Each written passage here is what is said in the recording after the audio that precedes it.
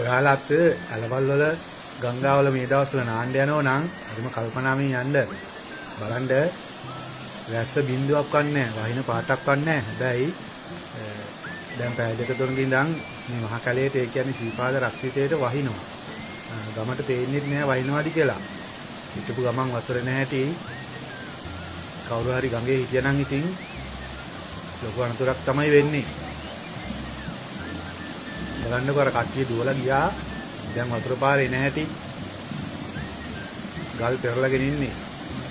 සාමාන්‍යයෙන් හැම අවුරුද්දකම වාගේ අප්‍රේල් මාසේ 12 13 14 වගේ දවස්වල මේ වගේ වැස්සක් මෙහෙට එනවාමයි.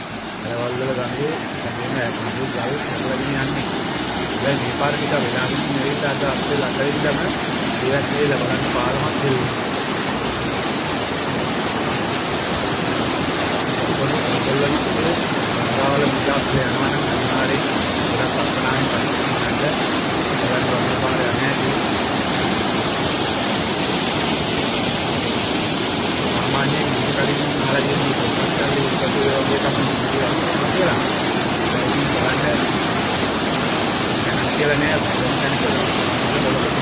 පාරක් තියෙනවා.